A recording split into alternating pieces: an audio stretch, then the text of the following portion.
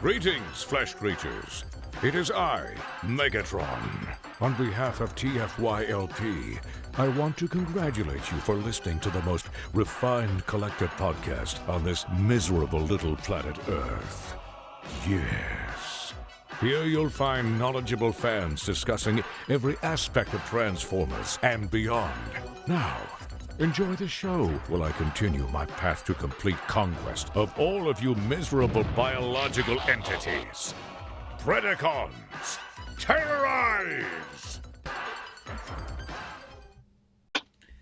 Hi, welcome to TFYLP, episode 584. We are live tonight. It is Thursday, June 20th. I'm Lucas. I'm joined tonight by Phil. Hey! And Anna. Good evening. And Christian. What up? So, and I know we have a posted topic tonight, but I'd actually like to go off topic for the entirety of the show. Sure. Let me And get just stop talk it. about something completely different. I'm just going to put it normal. out there. Well, but You're here's fired. the thing, though, is I leave for a week. You guys do a completely unannounced pre-recorded show, and it gets like 3 times the number of views that our like regular show does with me hosting. So obviously, I'm not doing something right. So I just think it was because Peter was dancing the entire time, so that's just what I'm trying to so do that's here. what you're gonna Phil's do? trying to dance. Okay. Yeah. Move. You're I'm not going to doing get tired that. really quickly of this, so this is only going to last about another 30 seconds. We did get a number of comments about Peter dancing. And Peter.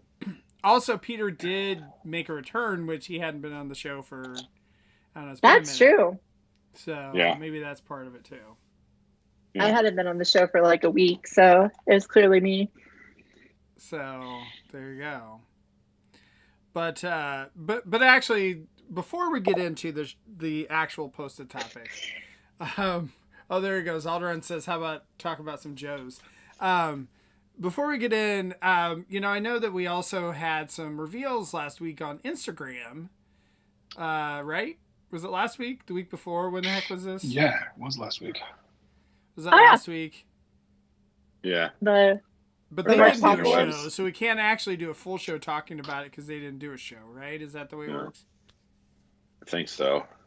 No, but I think you can segue this topic into our actual topic because we are talking about reveals of characters that Okay. I wanted to have new figures, and none of them do it for me. That is a good segue. I understand I understand the topic now. Lucas texted me this morning and said, "Do you want to be on about archetypes?" And I said, "Sure." I did my honors thesis on that many years ago, and that's all I knew. So now I understand more context. Yeah, I did reveal my Jungian archetypes before the show from Carl Jung's psychological theories, but I figured that probably that wouldn't make the show too entertaining. So That's what I was instead, working on. So I figured. Well, and then you So, can tie it in what with do we- parasocial relationships, Anna, right? Which is like the only psychological topic I've ever talked about on the show. So let's do 2 psychological topics. Archetypes are a psychological topic. But what was revealed, Lucas? You wanted to talk about the reveals. What was revealed? What got you excited? yeah, What made you Kinda dance? forgot. Yeah, I literally had to look it up right now on Paul. Like, wait, what was What this? kind of topic? Okay, Yeah. what kind of... I really want to talk about this, guys. What do you want to talk about, Lucas? I don't remember. Was there a Alright, Galvatron or slipstream. something? It was all There were repaints. 2 There's 2 Galvatrons. Galvatrons. Two There were 2 Galvatrons. Yeah, Galvatrons. so there you It's go. not There's your all archetype repaints. thing, right? There was 2 an Energon Unicron Galvatron. Trilogy Galvatrons. 1 purple and brown rock guy that is a Geocron, but looks like Decepticon. We got another Soundwave coming out where we're finally getting Buzzsaw and another Stupid Dumb Ravage. We're getting Quake, and some mixed, feelings about that. We're getting animated Motor Master out of the animated Optimus Prime mold, I should say. A Metal Hawk that is different colors. And it's Different like, okay, color. yeah, the a blues different and head too, golds right? are. Toy colors. the, No, same the head. head is painted differently. Oh. Yes. Yeah. We're getting GoBots, which those aren't GoBots. Those are stupid. They Well, are robots. that's it. But what makes them a GoBot, right? Because Smallfoot got her face. Smallfoot got a face that looks enough like the actual Smallfoot face from the GoBots character that she's not just gears in different colors, right? She's gears in different colors with Smallfoot's face. So it's like, oh, it's kind of her almost.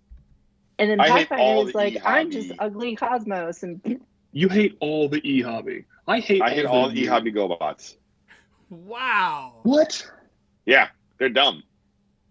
All the e-hobby GoBots did is they reduced what were actually pretty well-developed, lovable characters from the GoBots cartoon into just recolors of existing Minibot toys. You know Phil does love, though, Christian?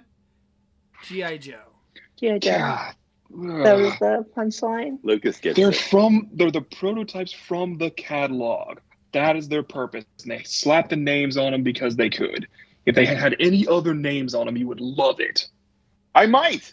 But because they went all in on the marketing with this because being GoBots. And well, no, these aren't GoBots. That's whatever. But like, we get of GoBots now because of this. We're mad at Bug Bug. No, we get the Machine Robo toys that are not named with the GoBots names, but they look like the GoBots toys. But here's the thing. They don't do all the GoBots characters because not all the GoBots were in the Machine Robo show. We're all talking at once. We're getting too energetic. Or I need to calm down. Yeah, I was going to say, to be fair, they don't actually own the likenesses of the GoBots, right? They only own the names. Is that right? Right. Like that. Yeah. Bandai still owns the likenesses, right? Right. Bandai they might still step on owns, some. Like, the toy. They might. You stop making noise, Anna. Anna, did you mute yourself or something by accident? I think she's like drinking secret and probably like trying to mute herself there. Like Anna, doing ventriloquism? I can't hear you. Yeah. She can't hear us. Oh, okay. Well, there you go. She's going to fix it. Anna's like, I'm out. I'm done. Too many people they talking. Own the characters. The likenesses is odd, but they can't look like the toys. I know that for sure. Well, like they did in the Velocitron set, they did Crasher. And I'm not a huge fan of that toy, but to me, that does a much better job of trying to look like the GoBot Crasher. None of these toys. Really, yeah, because Crasher didn't start as a prototype color for a season 2 thing. I mean, it's far closer looking to the GoBot than these. Sure. You know, I mean, Pathfinder. I always thought Pathfinder, the GoBot, like the actual original GoBot toy, I love that design. That's such a cool design. Sure. Like, don't get me wrong, I enjoy the heck out of Cosmos, but Cosmos and Pathfinder are two very different takes on a flying saucer kind of thing. And Pathfinder just, I thought, was much cooler looking. And so, yeah, give me an update of the Pathfinder toy. And this is a blue Cosmos is not it. So I think I'm gonna have to let you guys in on something. The Transformers team is really just looking for viable repaints for their stuff. They don't care about actually like developing new Transformers, or new, converting robots or whatever the heck they call them, right? Like they just want to try to find a way to pump out those same molds as many times as possible and have us buy them. Right, I understand. I did not buy these. Okay. So I couldn't buy them fast enough. I have Road Ranger from the set, from the Golden Disc set. And that's the only one I have. I don't have Bug Bites. I don't have either of these three. Is there a sixth one that's out there? No. Bad Boy will exist at some point when there's Power Glide. Okay. Right. Yeah, that's right. Power Glide. Yeah. So I knew there was a sixth one but I didn't think that. Yeah, I won't buy that one either. Good, more for me then. But fine. Yeah. Go away. Have it. See, I don't know. For me, I'm more excited by those than the Soundwave. That I have to spend $60 to get a stupid tape or whatever. That's the only one that is not there. And the Soundwave is slightly nicer than the Netflix Soundwave. Like I like the gold around the chest just a little bit more. And this is our lives now, that we have to buy slightly nicer versions of Everything. because that was the same thing with do that Autobot 5-pack where I was like, dang it, like all of them are nicer. That was annoying. And then today we got the Autobot 3-pack. Oh yes, the dramatic capture 3-pack. Yeah. Yes. And we had just gotten another sound wave, right? People had gotten their dramatic capture sound waves.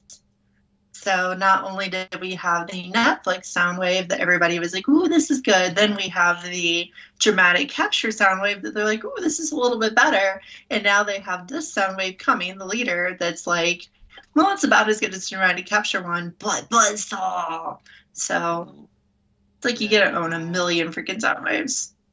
Except for me, I don't have any of that mold right now, so good for me. Yeah, this is good for you. I can get it if I want, which I'm not even sure. Yeah. But we talked about all that, but we didn't talk about Slipstream. Slipstream. It was another reveal, right? We got another reveal. We got Slipstream. We haven't gotten a Slipstream toy in a long time, right? Well, sort of. We've gotten Cyberverse Slipstream toys. None of them were really her, right? They were kind of just like the generic Seeker mold in her colors.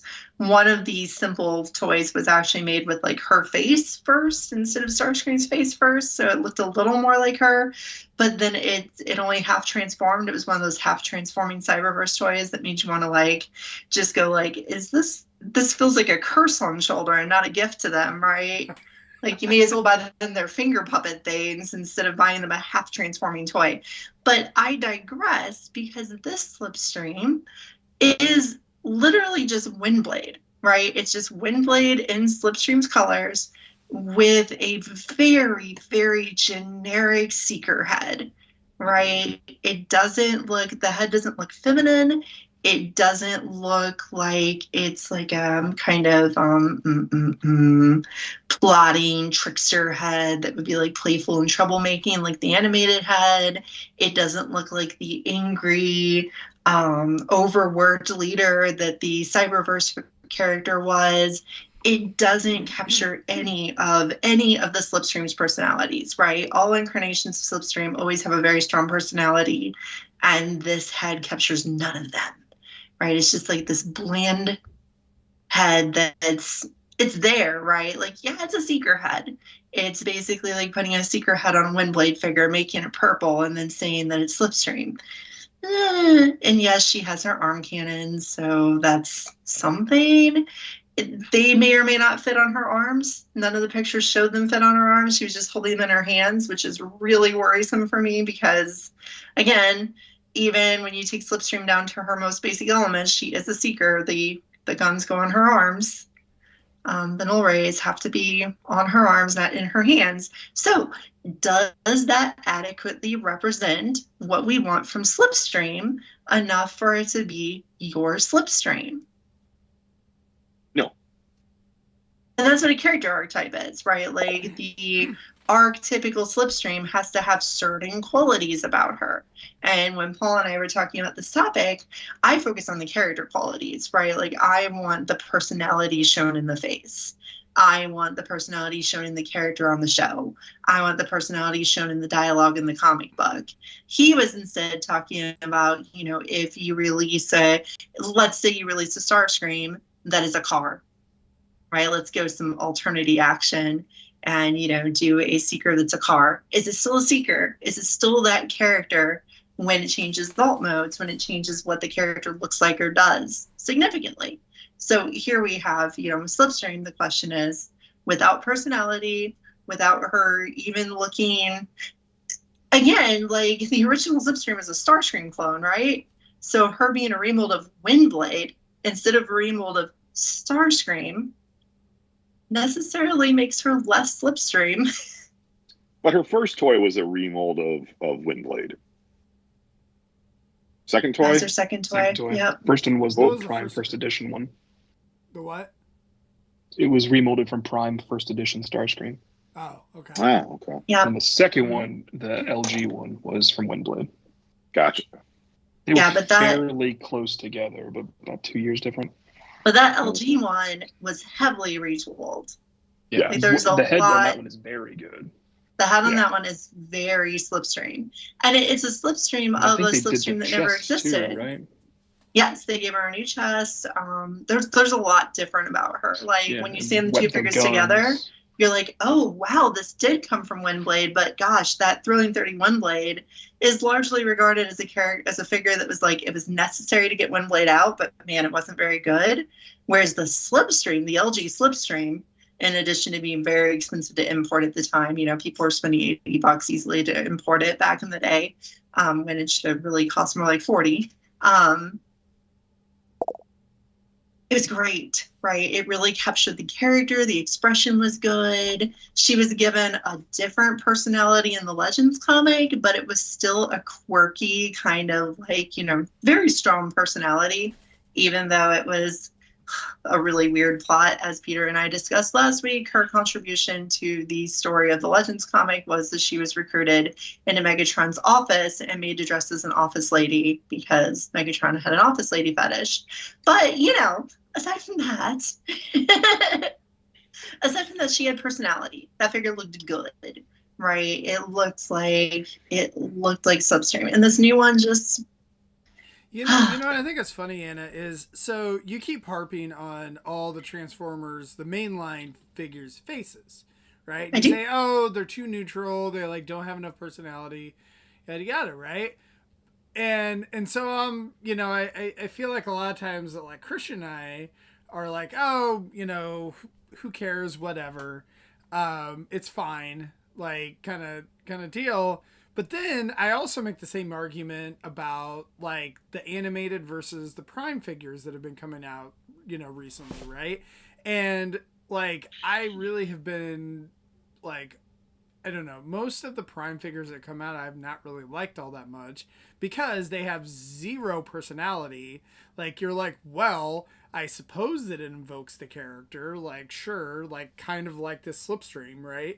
But not really. And then animated, on the other hand, like you have like the animated Bee, where it has that cool little smirk on his face or whatever, or just like any of the characters where they really like all the characters do have expressions on the face, the animated ones, or a lot of them do, I guess Prime and Bee. And so, and I actually really enjoyed that. So I suppose that I probably should be taking this to heart. Although I kind of feel like at the same time that these mainliner are my, the versions of the characters I have. So it's kind of like I just live with it. But I do agree that it would be cool to actually have expressionate faces and all that if they could. I mean, that's something that's something that is very much across toy lines, something that's hard for them to do. And I think that's why you get a lot of like the Marvel Legends that come with alternate heads, where you'll have something that's got more expressive and then a head that's more neutral. And we've started seeing that a little bit with Transformers, especially with some of the MPs where they come with alternate faces. So Prime can rip them off. Right. But it is one of these things that that is an add-on that I do really enjoy, whether it is a Transformer or it is a Marvel Legend or anything along those lines, is something that's going to be neutral and something that's more expressive. So I hope we see more of that with Transformers. But and I liked it with some of the repaints we got, like what Grapple, Grapple and what Long Haul. Not who's the green? Hauler. What's that? Hauler. Hauler has the yelling face that Grapple has the neutral face. No? I really hate that yelling face. I really hate it. Oh, you hate okay. I didn't have the wrong information. You hate the yelling face. That's what you're giving the thumbs down to. Okay. Yeah, he hated the yelling face, which is funny because, like, here we got how many reprints of that same face as they made more and more repaints of that figure. And we got a new face. And I was so happy to see a new face. The thing is, though, like, does that fit his personality? Not so much, right? Like, did I look at that and go like, ooh, this is a real Hauler because he's got a screaming face? I just thought it was different and made the toy unique. I'm not familiar enough with Hauler to know what his personality is. the mouth opening on it is also so large that you see green in the back of it anytime you look at it. It's just like, this looks horrible. It looks like a cartoon. I need to. It is cartoonish. I got an extra grapple to be vehicle mode hauler from the first episode, and I just need to switch their heads around. Hi, Paul. Welcome to the team, Paul. Oh, do I need to add Paul in here to the broadcast? Visually, yeah. yeah. Or we could have the ghost in There the we Paul go. Sheen. Oh, look at that. You're showing up on camera now, Paul. Grapple to be vehicle mode hauler. I'm glad I was not just sitting there with a deadpan face for the viewers. You were engaged. I just wanted to bring you in for real. Well, you got enough people. I don't know if you guys need me.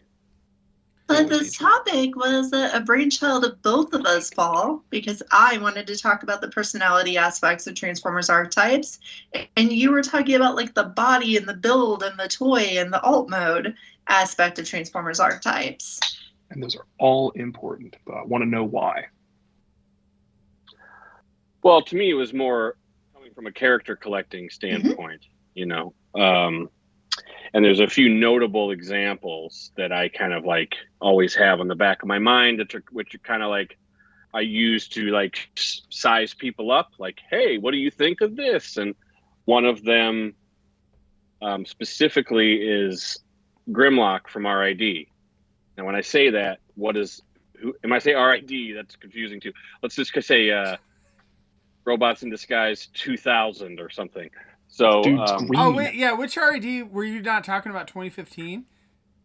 I was not. No, because I was the actually English thinking version of of the Car Robots. 2015 show, because that's the one where my kid started watching that show when he was younger. And when you're thinking of a different Grimlock, I actually kind of think of that one because he's green and he's like kind of a different character too. Actually, that's it. Kind of reinforces the whole you know, line in the sand, you know, like which side of it are you on? So like I was actually thinking where I was actually going with it was that Grimlock is a named character in Robots in Disguise 2000 or 2001, whatever. Mm-hmm. Car Robots, the American version. And he is not a dinosaur at all. He's actually a construction vehicle. He actually, you know, he's scavenger, really. He's the Autobot He's a version green of construction scavenger. vehicle. He's an excavator, yeah. So, you know, is that Grimlock? Package says it's Grimlock. Yes. The character's name is Grimlock. If you search Grimlock and disambiguation on TFWiki, that motherfucker's showing up. So yeah, but he doesn't go with the other Grimlocks. I see what you're saying there. So if you collect Grimlock, he is Grimlock. Can you skip that one? And I think he's a good example for both Anna and Paul's points, is that his character is nothing like what we've come to associate with Grimlock, nor is his, you know, look anything associated with Grimlock. It is just a name. They needed to get a bunch of names back and back in circulation in the early 2000s, and that's what was happening there. So you got to be careful, though. Go ahead, Anna. I was just going to say Grimlock has been subject to a lot of different characterizations where if we talk about like, you know, what does Grimlock have to look like in order to be Grimlock, we might say, you know, silver and gold and red, or we might say that he has to be a dinosaur. But when you talk about character, does he have to be a goofy, talk like a caveman kind of childish character like the cartoon? Does he have to be like master battlefield commander like in the comic books? Does he have to be kind of a like more enlightened intellectual with a more animalistic alt mode personality like he was in Cyberverse? Like, what does Grimlock have to be in order to be Grimlock, right?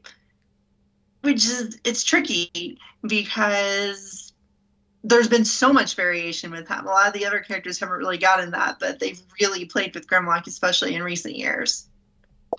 Yeah, I mean, you're getting to the crux of the real issue. I'm kind of talking about outliers, sure, but I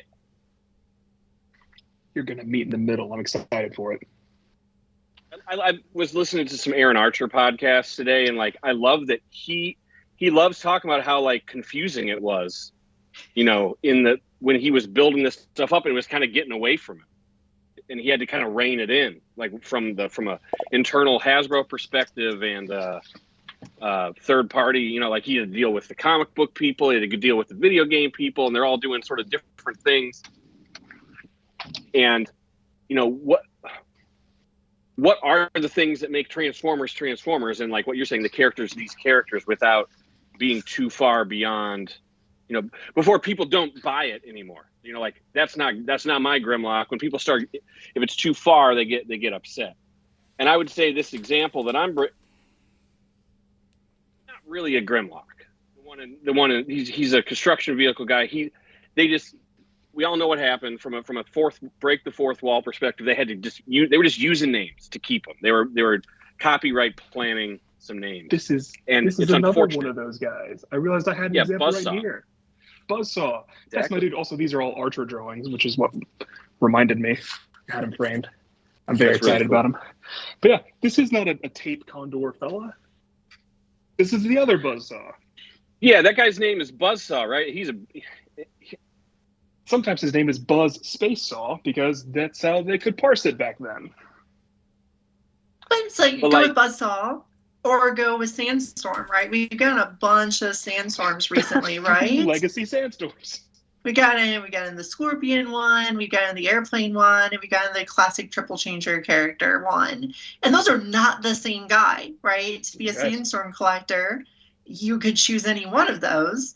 Or you could be goofy and try to collect all the different ones and be like, look at my Sandstorm display. It's very different toys. Or more recent example in media, Mirage.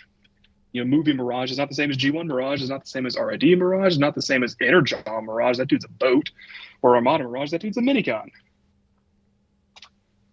Really murky, though, because, so are there 3 different Storm archetypes?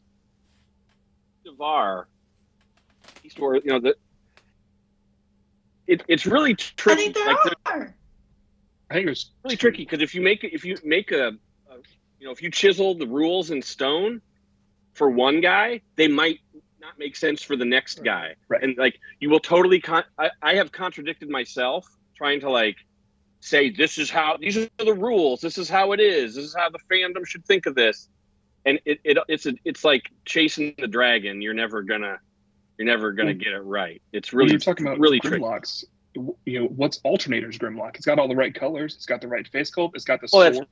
That's Grimlock. I mean, that's Grimlock. He's not a dinosaur though. No, but it's clearly characters. But clearly, it's Grimlock. Yeah. The ears. He had the visor. They. I think the head sculpt. That head sculpt is fantastic. But I think when you go later in the line, to Mirage, it's got a good head sculpt. It's not the right alt mode. Or Blue Streak, that's nothing like Blue Streak. Yeah. Silver Streak was the Blue Streak one. What was that one? Sorry, that one was called. Oh gosh, the Integral mold. Camshaft.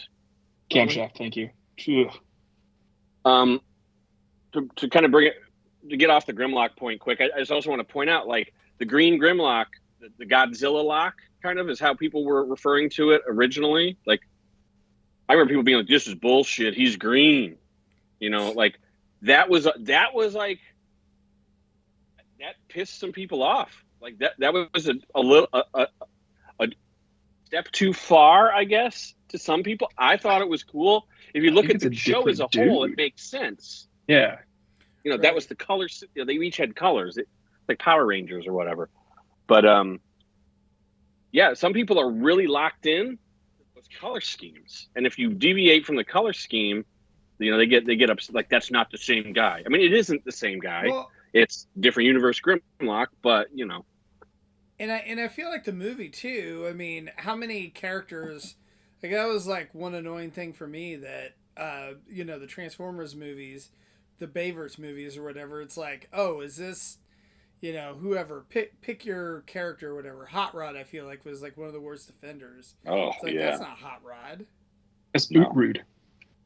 Right. It's a different dude. You could do that with anyone. Hound is more of a bulkhead. Crosshairs is nothing. Right.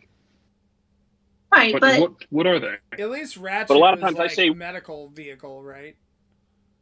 Drift. A lot of times I say nothing whatever like the his- box says, though. That's what matters. If That it is says what hound, matters. that's I'm- hound. What At are a you gonna do? baseline level, I'm with you on that. But like Drift, Paul, to your point, is not Drift, but to Anna is pretty close to Drift. So it's close to the Drift character, not Yeah. close to the Drift alt mode and toy archetypes. it's close So, to like- him, yeah. Where So- what is he? Can I They come are in with separate some characters. middle ground They rules? fit under the same umbrella, I'd say. What It's I got would a say, big umbrella. what I would say is some middle ground rules to look at this would be like in the Venn diagram of these characters, like what is going to connect them? You have to have some connection in the Venn diagram. So is it personality? Is it alt mode? Is it color scheme? Like, I don't know if there's another circle we would want to add in this Venn diagram, but if you have some connection in there, you can make that argument. And that's where I think, when you're talking about, like one that comes to mind is Fudge. This is kind of going the opposite direction. Titans Return Twinferno. That's not Twinferno. That's Double Cross. It's Double Cross. But they gave him a different name because they couldn't use the Double Cross name anymore. But that's clearly Double Cross. It looks exactly the same. But then we got a RID. That had a two-headed dragon kind of thing going on there, but it was a jet, and it was like, okay, so where does he fall into this? And Double Cross was not a character that ever got much treatment in terms of explaining his personality in either version of the toy. But you've got something different there. But like you can have the discussion of like, all right, there's a Venn diagram. It's like, yeah, there's two-headed dragon things going on there, and the dragon heads on this jet Twinferno look like the dragon heads of the Double Cross, in Twinferno. So, but I think again, like when you look at RID 2000 Grimlock, there is no circles crossing there. Personality, Not really. color scheme, and alt mode, there's no crossover. Dinosaur. Well, alt mode and name. Cross. Alt mode doesn't cross. He's a construction vehicle. Oh, you're going. Sorry, I said C and RID RID? 2000. Okay. You were doing Double I Cross. said I think they RID thought you were doing 2000. Grimlock. RID 2000 Grimlock has no crossover. No crossover, just the name. That's true. Name only. Name is the only thing. Dude, there's teeth on that shovel. Like a mouth. Another RID example you can think about is Hotshot. That's the first Hotshot, but has nothing to do with the more famous Hotshot that came out in the next line. It's true. Yeah, I don't even know who RID Hotshot is. Was he a mini spy? No. Spy Changer. He's the leader of the Spy Changers. Spy changer. I'm sorry, not mini spy. He Spy meant- changer. You ask questions. Okay, anyway. You got the That name was- that wrong, was so me therefore being a little can't bit- communicate. apologize. We know how this Uh, fandom is. Okay, another question though. Which Beast Wars Hotshot kind of was- muddies. Oh, sorry. I was gonna say, which hotshot is the one that's on super clearance at Hasbro Pulse? Power Link's Hotshot from Armada. Oh, okay. And everyone should go get that because it comes with Jolt. We'll talk about Jolt too, but like Scorponok is the one I want to talk to, and Beast Wars more broadly. Because Scorponok in Beast Wars is a scorpion, just like G1. Different colors, different personality, completely different dude. So if you're collecting Scorponoks, are you collecting both Scorponoks? I mean, Well, they're because- pretty closely related by alt mode, but they're not related by character at all. In the War That's for what- Cybertron trilogy, they established the Scorponok comes from a family of Scorponoks. Therefore, all the Scorponoks are in a family together. You gotta have them all, Not and they canon. get them a nice house to live in. Also, Rampage shares colors, but not personality or alt mode. So that's a different dude. I don't know if Rampage is your dude. Are you getting both families of Rampages? I would say the rule around Beast Wars is you defer to Beast Wars Megatron, where they've said it is not the same Megatron. So they've established that you can have two different characters in the Beast Wars universe with different names. Awesome. I'm glad you brought those up because I always get really annoyed when I see people's Optimus Prime collection and they got all these primals, and I'm like, dude, like that. A different guy. You got a leader collection. You got a leader of the good guys collection there. Don't call that an Optimus Prime collection. I think there's I will fight one. And same with Megatron. I think the Rescue Bots one where he was a dinosaur Optimus Prime was called Optimus Primal, and then that makes sense. I think that's the only one though. Yeah. And if you want to put Primal Prime in there Primal for colors, maybe, but that's a different dude too. So get out of here. I mean, I wish they would. If I was in charge of Transformers, I'd be like, Beast Wars Megatron is now called Tyrannotron. Done. Like, that's his name. See, mystery solved. It's in so many years, though, to change his name now. Ooh, that's tiresome. It's been almost 30 You know years. what? If we can do it for Slag, we can do it for Megatron. True enough. Right. But Beast Wars Megatron was one that got me recently, right? Because, and recently was a couple years ago, when we got the new Dragon Beast Wars Megatron toy, right? We got that new red dragon. That's actually a pretty neat toy. It is pretty well done, but his face is an homage to the toy and not to the cartoon character. And for me, you cannot have Beast Wars Megatron unless he communicates that personality with his face. He has to put off, because Beast Wars Megatron was a personality, right? Like, he was a character that just, like, exuded personality in every single scene he was in.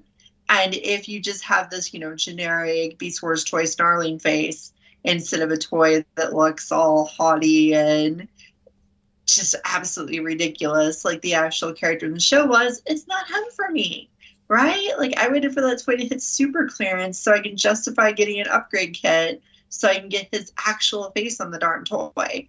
Because for me, it's just not Beast Wars Megatron. If he's not if he doesn't just exude that I think I'm an intellectual leader, ridiculous guy personality, he's got to have it. I'm more forgiving about that. I mean, they were doing a specific homage there. That's like saying you don't think the Transmetal 2 Megatron is Megatron from the original toy, Beast Wars toy line. So I don't know. I see where you're coming from, and I know what your preference is, but there is different sources for all these kinds of things, and the toys we weren't back as then. spoiled back then. Yeah, I mean, look at the Rhinox Beast Wars toy. He's all like that has nothing to do with the Rhinox cartoon personality. It's just a couple years later, we got Beast Machines toys that looked nothing like Beast Machines characters, so it actually got worse right afterwards. Well, that was because they had the toys designed first, and then they made the cartoon, and then they caught up. Again, the historical perspective of why it actually happened, yeah, it's interesting, but, is that my character? When I fall in love with this character, I'm noticing a lot of younger collectors are really character collectors. They're like, Swindle's my guy, for instance. And if, they see a version of that character that has no personality, is it still Swindle for them? Usually no. So let me ask you this, Anna. Along those lines, is G1 Ironhide? Turned to that guy in Beast Machines. That's a big difference, but they turn into the same alt mode, and they're still vaguely yellow. Is the G1 toy Ironhide? The one that doesn't have a head? Yeah. No, I think it's perfect. But is he Ironhide? No. Okay. It's not. It's a very poorly translated toy from a different toy line. It's a mech suit. It's one of my favorite Transformers toys ever. Because along your rules, that you're being consistent. Yeah, for me, it's all about the character, right? Like, it's about the character's personality and who they are is what I want in the toy. Like, the exact homage. Like, would I want an updated homage to that original Ironhide toy that, doesn't have a head and has a seat and is obviously a mech suit? Yes, I would love that because I do love the toy as well. But would I be playing with it and hear Ironhide's G1 cartoon voice saying, crotchety old soldier lines? No, not at all. all because it wouldn't even talk. It's like a thing someone pilots, right? It's this weird mech suit thing. So yeah, it's different for me. The toy and the actual character is disconnected. I got a quick one. Sorry, this is staying on topic, but kind of going on the tangent. Energon Skids. Energon Skids is both an homage to Skids and Ironhide / Ratchet. So where does Energon Skids does not exist. His name's Toadline. I know what you're talking about, but yeah, he's not Skids. He's not Ironhide. I thought he he's was kind of Skids. all of them. His name is Toadline. Son of a biscuit. I know. All right, never mind. I'm bad at this. But you're right. He is decoed to look like Skids in an alt mode that homages Ratchet and Ironhide. Yeah. And his name's Toadline. That dude's a mess. Yeah. I was really excited for that toy because it did the sled, and I never got to have the sled. Get it? Oh, I did. I did get it. When I was like great. 2 or whenever that toy came out. You're not that young. Stop it. 2 times 10. Well, how many toe lines are there? Because that's, to me, the name kind of technically is the most important piece. Okay, Talking about that Mr. Venn Name is the diagram. most important piece. I'm pretty sure that you and I are both screwed by that because I claim to be a Bumblebee collector and you claim to be a Starscream collector, and I'm pretty sure they both have hideous football men that we have to go collect. Oh, I mean, you just can't be perfect. You know, that just So can't get them recently all. in our cast chat, it came up that many of the cast members from just now realized that there were officially licensed hideous large football man statues that are like these ugly football guys that are technically Optimus Prime, Bumblebee, Starscream, Megatron, and Soundwave. Are those the 5? I think those are the 5. So They all look like Dick Buckus. they're hideous. so Yeah. I mean, this is just amazing. They like created this random mold, right? And then somehow are, creating these characters that have nothing to do with Transformers other than a vague resemblance to the G1 characters. Vague, very vague. Like Right. they're the vaguest vague. It's like colors is how they homage the G1 characters. Like, I guess the molds are slightly different, right? Like the Starscream one is different from Bumblebee kind of thing. I think so, just a little Yeah. bit. But There's some I, details that homage the Transformer toys. I feel like that thing, like even if that was like $100, I could see something where you're like, all right, like this is kind of a different neat thing, like sure, whatever, right? But like, how much is that again? Is it 500 or 1,000? I can't remember what the. How much? I think Paul Mal's 1,000. 1,000. Stupid money. Like just stupid money for awful product. Yeah, I thought the Really? MSRP was actually 600, but they're a little bit older now, so they're probably running. So Oh, really? Like 1,000. Whatever's on eBay. I mean, that's where I think I saw it. Yeah, Yeah. I think when they came out, I think they were 600, but I could be wrong. But are Even these then, I mean, ugh. again? rather are buy a these, like, Roboson? Well, that's what I was gonna say. Is Yeah. were these created by Robertson in order to make you feel better about buying a Robertson figure? My suspicion is that this is some artist-specific thing Yeah, that it is. we just Right. yeah. And fans It of is. that artist will probably want it, but we're neither. No. Yeah, it's like there were those hip hop spray paint guys that they Yeah. did. The what was Bumblebee and Optimus? Were those the 2 that got them? And like, those were kind of like a crossing of cultures and arts and whatever. And Mhm. they meant nothing to me, right? Because they were just strange statues that didn't go with my Transformers collection. But technically, if you want to be this perfectionist Optimus Prime collector, this perfectionist Bumblebee collector, you would get those. See, that's why I think people should be grateful that it was called Balvatron. So if you're a Soundwave collector, you don't have to get that one. Yeah, because if it would have been Balvin Soundwave, then Soundwave Yeah. collectors would have been like, damn it, I have to buy this weird yellow guy with smiley faces on him. Why? Yeah. Well, yeah, I'm very glad. See, so great example of so that the name is different. That's the clincher. everyone knows that's just a yellow sound wave. It's But, just like, a yellow sound wave. You can make the argument that that's not sound wave, and you will get acquitted. But there's no fiction to unite any of that, right? Because I was thinking about that sound wave, and then I remember something that Paul was talking about a lot when it came out like 200 years ago was Bump of Chicken Bumblebee, right? That was both a promotion for a Japanese band you probably haven't heard any music from, but also it did get named Bumblebee, right? Like it didn't slide by being called Bumblebee Chicken Man. He didn't get a weird name like that, right? He's just Bumblebee. So technically, as a Bumblebee collector, I should have that. Technically. You can go steal Lucas. Not even technical. You have to. I feel like that you should not be a Bumblebee collector, because I know before you tried to be a one per character collector, and Bumblebee is like the opposite of that, right? I've like, tried that so is the many antithesis. I've tried so many things. Here's my question. Like, are there more Bumblebees than there are Optimus Primes? Yes.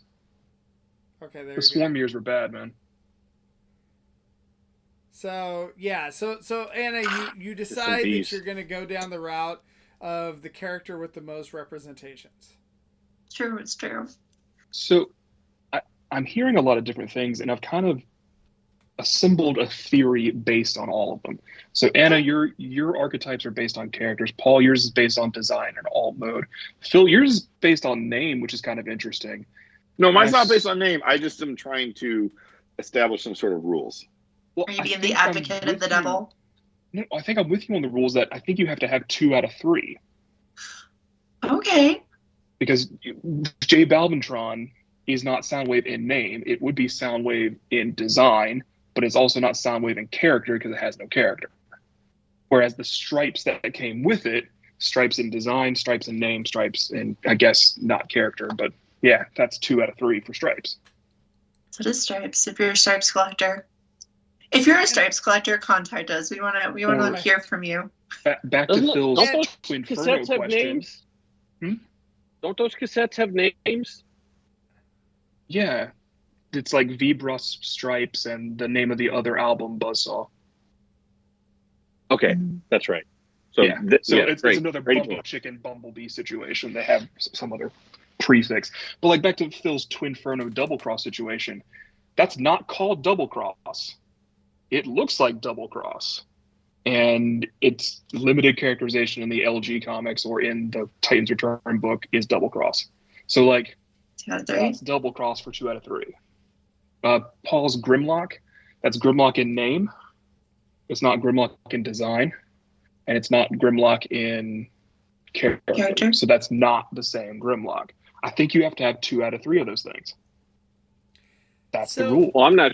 Are we sure there's only 3? There could be more. This is an interesting. This is an interesting take. Yeah, it's nice if it's an odd number. But if it's the an odd point is, number, like, there can be a victory. And Christian, I think you're right, because to me, my point was you have the circles of the Venn diagram. Some of those circles have to touch. If none of those circles touch, you don't have a Venn diagram. Therefore, you don't have Grimlock. So okay. That would be cool to see. It'd be cool to like make diagrams of this. I'm into it. I want to push Christian a little here, though. I want to go back to Slipstream real fast. Yes. Slipstream, new toy. No characterization because there's no fiction technically for that thing. It's got name. Has the name. Design. Does it have the design? It has the colors. Doesn't have the face. Doesn't have the body type. Isn't a seeker jet. It's a Windblade jet. It just has your colors. That's all it has. Literally the only Slipstream part of it. It turns into a jet. Slipstream thing. So the wrong jet? It's like once removed though, because it's not homaging Slipstream, it's homaging the LG Slipstream toy. Why in the world would you homage that? Do it wrong. Because they could. But in a hypothetical alternate world where instead of being a repaint of Legacy Windblade, she's a repaint of Earthrise Starscream. She just is a Seeker. I think that still fills 2 out of 3 for sure. I think that would have filled, yeah, because it would have filled that Starscream clone perspective. I think it's getting more complicated than it needs to be, and it's not as cut and dry as It's not cut and dry. we are trying to get. Because Anna, we're just talking about shades of gray here. Like, I'm like, does it fit the design? Sure as shit does. It's a chick with wings and it's a jet. That's it. But It's you're just purple saying and teal. it's not close enough. Wow. But okay, I'm just going to throw this back at you here. If they made a Prowl toy with no characterization that was a white car with a police bar, but it was a freaking remold of Bumblebee, it was a beetle. It was a beetle Prowl. You would be like, that isn't Prowl. What is that? Actually, I probably would, because it's a police car. Because I guess you're saying the model of jet is different. Let's do the and, thing that the just model came of out. car for Autobots changes all the time, but we very much accept it as the same character. Christian's got one. Earthspark Prowl that just came out is a repaint of Cyberverse Hot Rod. That doesn't feel like Prowl to me. That does feel like Checkpoint, which is a different dude. One's tricky. Because that one, if you look at it, Prowl, does it fit the design? No, because it's not, a Nissan or some sort of door wings guy. It does fit the name, and it has no characterization, so it's not 2 out of 3. But if you go for Checkpoint, it's a repaint of Hot Rod. That's part of the design, and it's not named. It has no characterization, so it doesn't fit either. But it's closer to, I don't know. You're right. It gets weird. Well, you got to also think about this from outside of the fourth wall. Does it makes perfect logical sense to name that toy Checkpoint. But if you're trying to sell, you got to use one of the main names. Units of something, you might try every trick in the book to get that thing sold, which means, hey, I'm going to name this an A-lister instead, because it's kind of who we thought it would be, and blah, blah, blah. Yeah. Paul Zaldrum wants to know how Armada Starscream fits into your rule set. Oh, I've got a better one. Hold on. Before we jump into that, I've got a crazy one, because this is a part of the Venn diagram we haven't talked about. Armada Laserbeak. All right. It's got the name. Turns into a bird. But it's missing the color scheme. It wasn't originally, but it is now. And it's a different faction. A different faction. So does faction play a part into this? So it's like 1.5. If it kept the black and silver and red color scheme like the prototype did, I think it would fit. It also technically has an utterly different alt mode. Because the alt mode for him is a cassette versus a recording device. If you he's a recording device. Right. He's a piece of electronics. It's sort of. Okay, so how deep do you want to get? It's how important are color schemes versus alt modes? I think any of those can be iconic and therefore archetypal. So in that regard, Laserbeak wouldn't fit because he's, orange, but he would fit because he's a recording device, but he wouldn't fit because he's an Autobot. So maybe there's more circles, or maybe that the design circle is subdivided. I'm not sure. There's something going on. I think you'd have to subdivide it. I think you'd have to see you have to hit 6 out of 10 points of the design scale in order to have it count. Because if you go back to the Checkpoint Prowl thing, is it more important that Checkpoint is a white police themed repaint of Hot Rod, or is it more important that it's a racing truck? So where do you stop with that design? So, and I think you're right, you got to subdivide it into a couple different categories: color, alt mode, history. So Slipstream, colors, alt mode maybe because it homages that weird toy.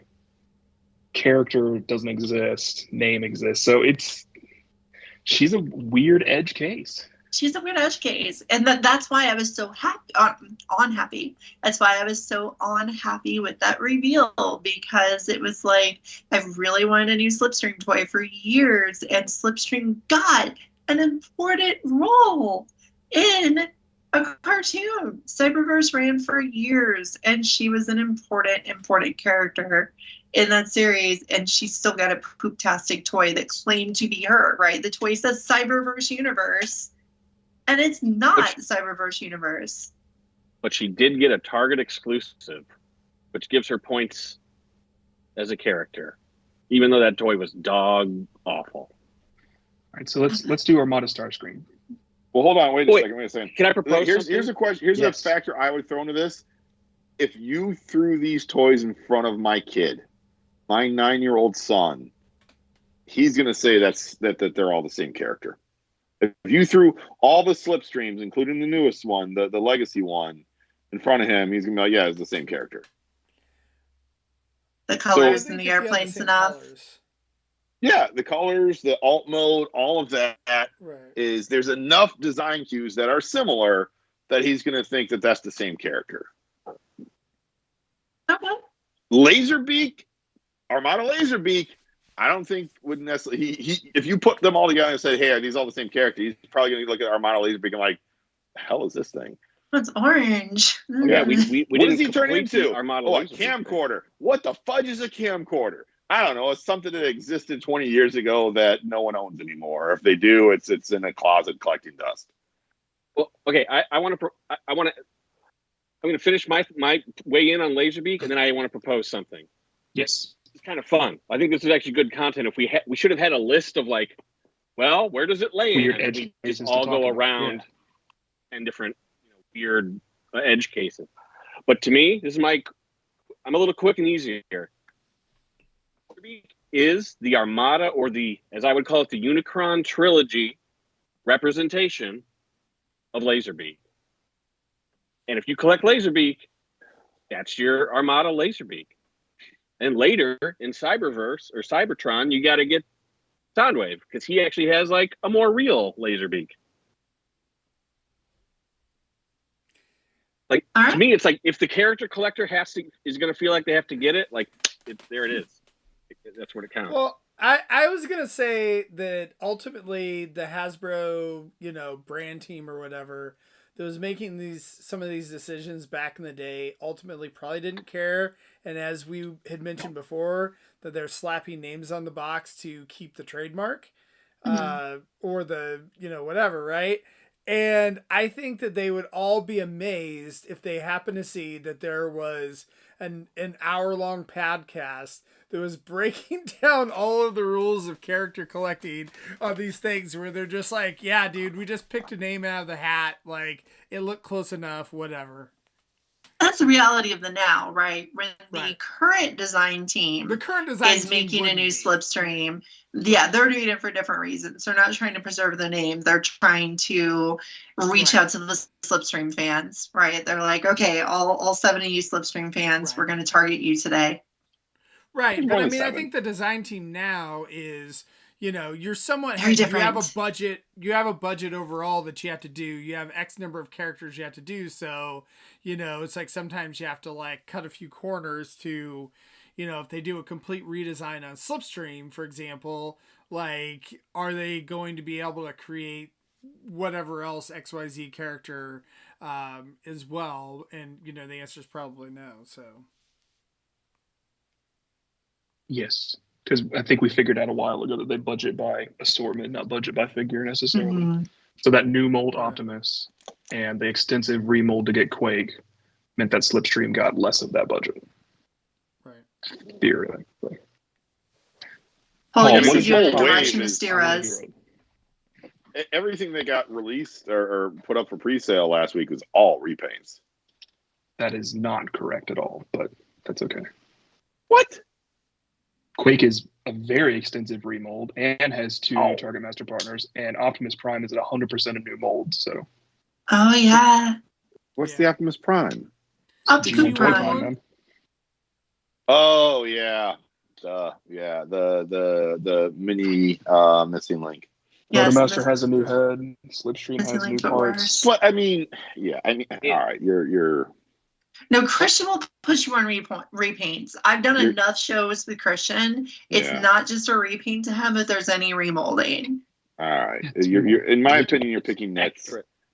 Right. If it's just that head. You're right. There is 100% a new mold in Optimus. I forgot about that dumb Optimus. It's dumb. Man, please tell me would not be dumb. I don't know what it is. I'm excited about it.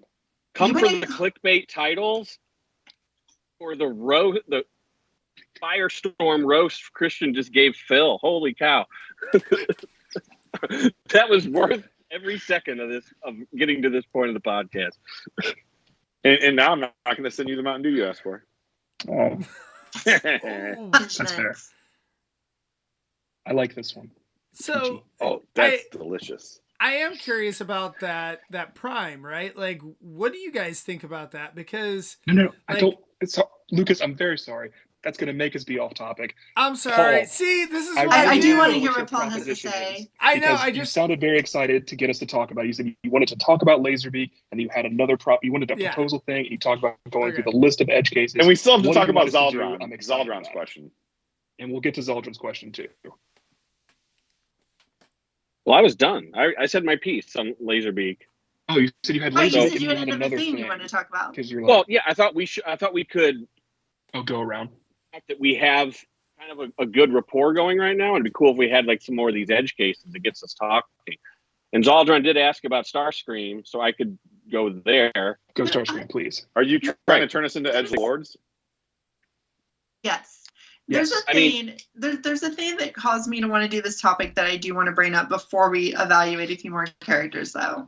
And We the need reason- to keep skipping Zaldron's suggestion. into the show. Let's do Armada Starscream. This is related to Seldrin's question because it's about Starscream. Okay, great.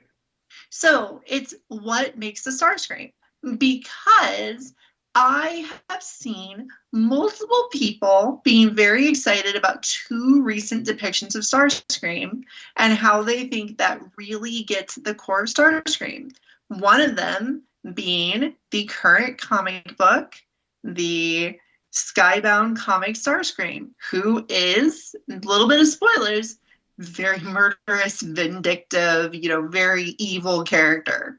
And then I've seen an equal number of people, and this is a bit of a spoiler, being very excited about the more evil depiction of Starscream in the second season of Earthspark. And that has just been blowing my mind, because for me, being supremely evil and Starscream is very statistic. He was a scientist. So being evil and sadistic is not what I need to make a Starscream. Starscream needs to be comic relief. Starscream needs to be funny. He needs to be conniving. He needs to be scheming. But he doesn't have to be murderous. He doesn't have to specifically be a bloodthirsty murderous character. He just has to be funny and conniving, right? That's my Starscream requirement. Who's the best character in Final Fantasy VI? Starscream? There is no.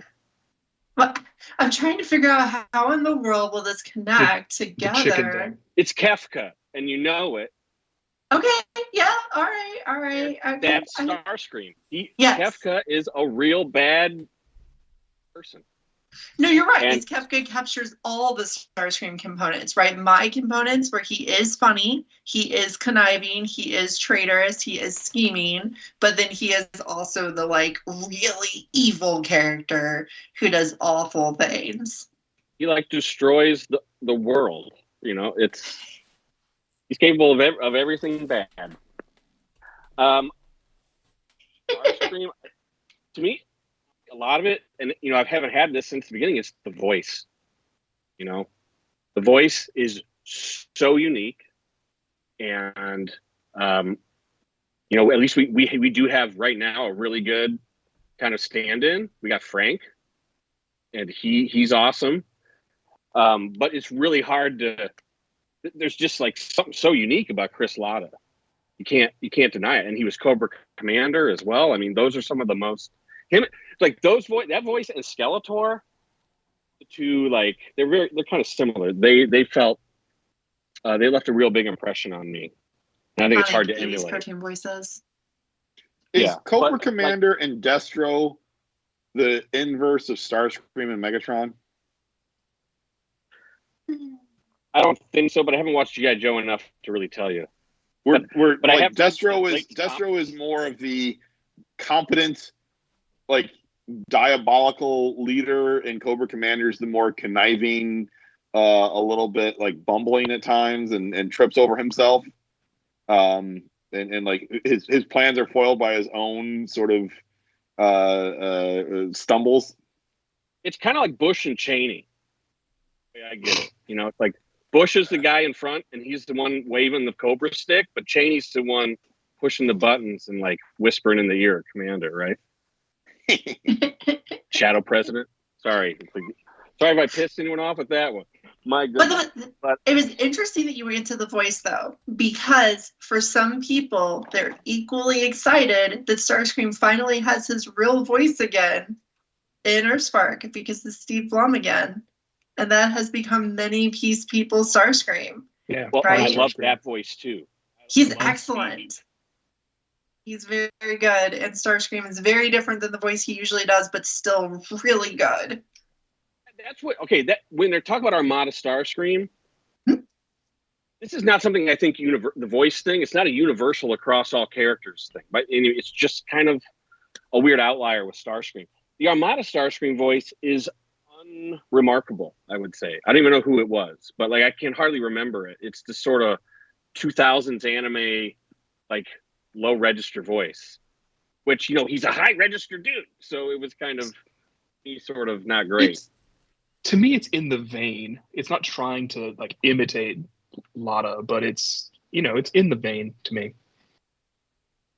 Yeah, I'm with Christian on that one. Grant, I haven't seen it in a while, so maybe I'm just misremembering it. I think it had to be as many years as it's been before you could have an emulator of Lotta the way that Frank is, right? Because he's doing a really good job of sounding like Lotta, but Lotta has been dead for quite a while now. So it's like, it's kind of okay to do it at this point in a way. It's more of an homage than it is just someone trying to like be like, okay, he died, replace him. It's more of a like, I want to just capture what this guy did because it was important to my childhood. So it's kind of a movie Starscream basically doesn't have a voice, and it's just not even close to the other. So like, is that dude part of the Starscream thing? Yes, because it's 2 out of 3. But like, all these dudes are behind me that you're talking about. That's to me, that's kind of the end of it. But G1 Starscream is not movie Starscream, is not different dudes. Armada Starscream. They're related dudes, but they're not the same dude. But they're all from the same Starscream archetype. Same material. Archetype. And Armada Starscream, it doesn't break the where I would it's like the Grimlock we've been talking about over and over and over. At least the construction one. That one really they go. I think it broke the archetype. It like went outside of it. But like all Armada Starscream did was expand what the archetype can be.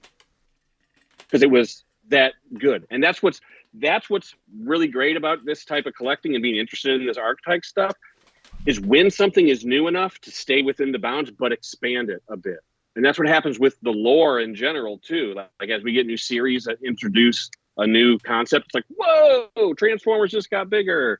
And that's kind of cool. But, in a microcosm, there's not, like the Prime Starscream was new, too, because he was like the leader, right? That's very different situation. I think required a new voice and a new look and all that stuff. But it's still Starscream. Very much. So what's the line crossing for Armada Starscream? I don't quite understand. Why is he crossing a line that others don't? What was it about him? It's just the look? It almost seems sort of like a name slap, Okay. Because he was heroic. He wasn't. True. He didn't kill humans. He got a girlfriend. So yeah, he had a more nobility kind of thing, sort of like Beast Wars Dinobot. Yeah, but I think to Paul's point, You're I like where Paul's going on this in terms of the expansion of the archetype, because I think a lot of these will start with the same entry point with the character in terms of the archetype, and then they develop it from there. So when you look at IDW Starscream started very much like the traditional archetype and then became in Robots in Disguise, the leader of Cybertron became more of a heroic character, the more tragic character in that regard. And then you can kind of see with Skybound, granted Skybound is a newer universe, but you can kind of see how this was a Starscream that started as a lackey of Megatron's, a member of the Seekers, a member of the Decepticon army, but he became much, much more just like, cruel. And Starscream is almost always had some aspects of cruelty in his character. How much that gets fleshed out or he suppresses those things, I think depends upon the version that we're getting. And going back to something you said earlier that made me laugh, he's a scientist. Like, well, we've never explored with Starscream. How did he go from that to Jetfire's best bro to Skybound Starscream, a maniacal killer? Like, what happened to this dude? That is a massive transition. And I think like Megatron sort of probably tortured him, in ways that, have never been really discussed or something like that. Something would have made him snap.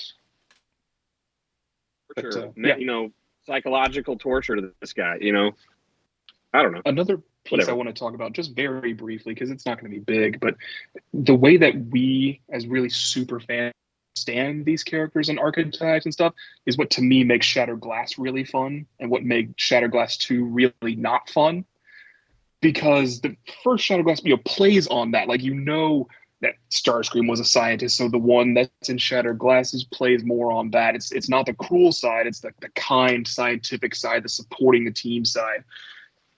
Whereas, the Shattered Glass 2 is basically, this is a thing that looks like the toy, that looks like the old thing, that is nothing.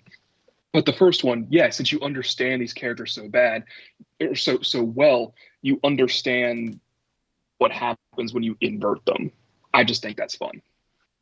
See, to me, the thing I don't like about Shattered Glass is I think they put too many other character archetypes on top of a different paint job toy. It's very tropey. Yeah, you took Jetfire's character and Jetfire's colors and put it onto the Starscream name and the Starscream toy design. Same thing with Optimus and Megatron. I'm not as familiar with the Shattered Glass universe, but to me, there definitely seems like they just transported. It's like Freaky Friday situation. It's not. I know, but it's very inconsistent though, Phil. Like that's the only part I didn't like about Shattered Glass is it was like the rules were spaghetti thrown all over the place. That was it. There was no bounding box for them other than the frickin' molds that they had available to make the new toys. And I think that's why you end up with that spaghetti problem. But when it works, I think it really works. I think Starscream's a good example. I think Megatron's a great example. I think Soundwave's a really fun example, but it's he doesn't like take Blaster's personality. He's his own version of fun. And he didn't take Blaster's colors either. Nope. Yeah. He has sort of the MP3 player Soundwave colors, but different. Yeah. And also kind of inverted on color wheel different. It's different. It's not a consistent rule, like Paul said. That's what I like about like other mediums that do that sort of thing, where you have Earth 2 in the DC universe and Earth 2 is the evil universe. It's not Superman, it's Ultraman, and he's got similar power sets and his costume looks similar, but he's a different character with different origins. Superwoman is different than Wonder Woman, different name, similar power sets, but different character. And so by doing that, you allow these characters to be their own characters versus the Shattered Glass, I think, gets a little lazy at times, both with the art design like my and 2 the out of 3 rule. swapping.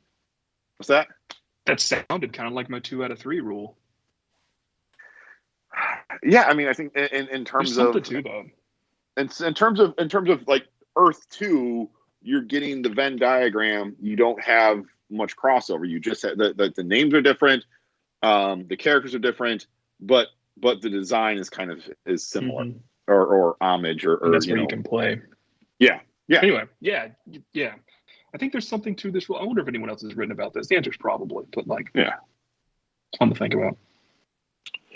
All right, so Christian's going to go back to school just to write a paper on this. I could. There you go. Just write a blog. You don't need to go back to school. Well, if I wanted to get it published, it would be my third one. So. Okay, Scourge. Three Scourges. Yeah. Okay, so let me throw some more wrinkles in here. Scourge, Nemesis Prime, Black Convoy. Where does it all land? Who is who? What is what? How does the dust settle there? I think Scourge and Black Convoy are always the same. I'm in the camp that Scourge, Nemesis Prime, Black Convoy are all the same. Nemesis Prime is different. Nemesis Prime is different. Yeah. Scourge and Black Convoy are the same, though. Okay. They could not. Okay, so Paul, your face. They could not have released that cartoon and said, "Oh, this guy's name is Black Optimus." Right? That would not have been very great in English. On the Black Convoy, though, that would have been cool as hell. No one knows what convoy is over Wait, here. no one, especially It just Especially sounds cool. Boy, It it's a does. cool word. No, they'd be like, it's one truck. There's no way that's a convoy. That's one dude. No, it totally worked for Maybe- the Japanese name. It worked fine, but for the English name, it would not have functioned. So they did a different name. They named him Scourge, which for some reason they borrowed the name from Drone Follower Man for Galvatron. Probably, an evilish sounding name that they had available. Yeah, that's probably. Scourge is later in the line. What's between Oh, yeah, then there's 87 another one. and 2001? There's that weird Or no, one they had in the Beast Wars. there's the three-headed dragon one in Cybertron, right? Oh, yeah. That was Scourge as well. That's also Scourge. Yep. So Holy sorry, there's 4 Scourges. So this is where, like, with Starscream, like, you can just be like, I collect Starscream, and everyone's like, cool. Like, the deviation isn't too difficult. But, like, if you say you collect Scourge, someone's going to need a clarification immediately. That kind of counts for here.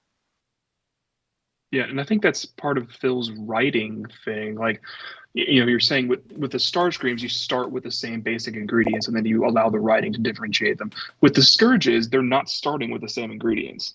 Mm-mm. And with Scourge and Nemesis Prime, I guess you could say they start with 1, maybe 2 of the same ingredients, but they diverge pretty drastically after that. Looks like Optimus is bad. Yeah, it looks like Imagine a Optimus is world black in where color. the name Scourge never was used. Like, it's 1999, and Aaron Archer's like, I just had the best idea ever. We're gonna call him Nemesis Prime, and they thought of that back then instead of like 4 years later. Transformer fandom would be a better place. You know what? That movie character, the results of them choosing that name Scourge is what gave us Rise of the Beast Scourge. Not have called him that. Yeah. It would have called him something else. I'd have no idea what. Not Nemesis Prime, because we did that one in that horrible movie. Right, they've already used it. Actually, they used Devastator twice. Why not? Zaldaron says that any of the RID 2000 names just need to be disregarded. I do agree with that because, for one, disregarding them because they're confusing, but also disregarding them because Car Robots was the actual good version of that. And after the localization, Peter and I talked about this last week, the localization really messed up that show. Like, the product of RID 2000 is just not, it does not capture the magic of Car Robots. Car Robots was a really, energetic, fun series, and RID 2000 just lost a lot of that with the localization. But that was during an era of very bad localizations, right? That was, all anime fans will shudder when I remind them that that's when 4Kids was running around making a mess out of all of our anime. I really like RID. Have you ever actually watched Car Robots? No, why would I? I don't speak Japanese. Yeah, see, you're missing out because Car Robots was so much cooler. I will say that Skybite's a better name than Gelshark for sure. Rollbar is better than Greejeeber. Those things were Speedbreaker might be better amazing. than Sideburn. I'll give you that one. I love Speedbreaker. Well, Enoch just gave us a whopper that is just like a ton of fun to talk about. All right, what is it? You can read it, Lucas. Megatron is Galvatron, separate or same character? Depends. Depends. Okay, well, on what? Elaborate. There's so much. There's the one time in Marvel when they're different characters, but they're still the same character and time travel's involved. So I guess they're the same character. IDW, they're different. Yeah, IDW, they're entirely different. They're entirely different. Is there any other They're just not the instances same where they're guy different? anymore. No, I mean movies sort of, but not really. The movie Galvatron was almost as bad as movie Nemesis Prime. Almost. Almost. Yeah. Are you talking Bayverse movie Galvatron? Yes. Okay. Well, This is trick. If you collect, so do you collect Megatron or do you collect Galvatron? I think you could collect And does just it matter? Megatron or just Galvatron. and if you collect Galvatron, or if you collect Megatron, do you have to get the Galvatrons too? Because I it's think you still him in have there. to. They are the Still same pilot in character that body. almost always. Especially like from Armada when it was just basically Super Megatron, but they called him Galvatron for some reason. Right. Yes. For some reason, aka they wanted you to buy the toy. And buy it, it was named Yeah. Galvatron. It worked because you bought it. Yeah. For some reason. It's called money, Paul. Oh yeah, I don't know anything about that. Okay, well let's run the Venn diagram on Megatron and Galvatron then. So it doesn't have the same name. It is the same character, but it's not the Is same. it? It throws in a design. wrinkle. But the characterization Make to more Aaron's point rules. is different. Yeah. It's crazier the as characterization is Galvatron. different. Galvatron Depending is. upon the iteration. Depending on the iteration. But Bumblebee, I mean, it's- so then is Bumblebee Goldbug? Yes. Yeah, it's literally the same character, even though the characterization is different. So I think you have to give that ring. But I still think it doesn't hit 2 out of 3 because the design is different.